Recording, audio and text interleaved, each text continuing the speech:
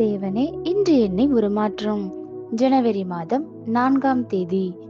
தேவனுடைய வழிகளும் நமது வழிகளும். ஏசாயா 55:9. பூமியை பார்க்கிலும் வானங்கள் எப்படி உயர்ந்திருக்கிறதோ, அப்படியே உங்கள் வழிகளை பார்க்கிலும் என் வழிகளும், உங்கள் நினைவுகளை பார்க்கிலும் என் நினைவுகளும் உயர்ந்திருக்கிறது. நான் சிறுவனாய் வானங்களை பார்த்த போதெல்லாம், இந்த அழகான நீல நிறமான பட்டு போன்ற ஆகாயத்தில் நான் நடந்தால் எத்தனை அற்புதமாயிருக்கும்! வெள்ளை பஞ்சு மெத்தை போன்ற மேகங்கள் மேல் படுத்தால் எத்தனை அழகாயிருக்கும்!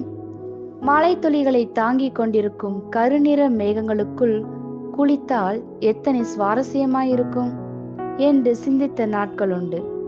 அதுதான் வானங்களின் அழகு, மகிமை மற்றும் மேன்மை. அந்த வானத்தை போலவே உங்கள் வாழ்வை குறித்த தேவ சித்தமும் வியப்பாக இருக்கின்றது. உங்கள் வாழ்க்கைக்கான அவருடைய திட்டங்கள், நோக்கங்கள், இலக்குகள் எல்லாம் நீண்டகால சிந்தனைகளே. அவரது வழிகள் அனைத்தும் அவரது திட்டங்களை அடையக்கூடிய ஒவ்வொரு அடிச்சுவடுகளே.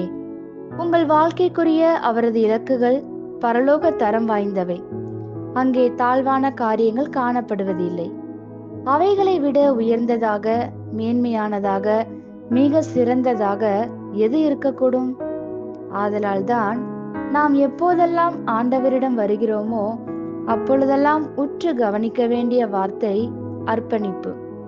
அர்ப்பணிப்புள்ள மனிதனுக்காக முழு பரலோகத்தையும் கிரியை செய்ய வைக்கிற அளவுக்கு அர்ப்பணிப்பு வல்லமை வாய்ந்தது. நாம் அர்ப்பணிக்க தீர்மானித்து விட்டால் தேவனுடைய மற்றும் நம்முடைய நோக்கங்களை நாம் வீணாக்க மாட்டோம். தேவன் தம்முடைய பிள்ளைகளை வனாந்திரத்தில் 40 வருடங்கள் அலைய விட்டதில் அவருக்கு துளியும் சந்தோஷமில்லை. அர்ப்பணிப்பின் பலன் வரையறையில்லாத, வேதனை இல்லாத பரலோக ஆசீர்வாதங்களே. நம்மை விட ஞானமான தேவ சித்தத்திற்கு மனப்பூர்வமாகவும் நிபந்தனையின்றியும் அர்ப்பணித்தல் உலகத்தின் பார்வைக்கு முட்டாள்தனமாக தோன்றலாம்.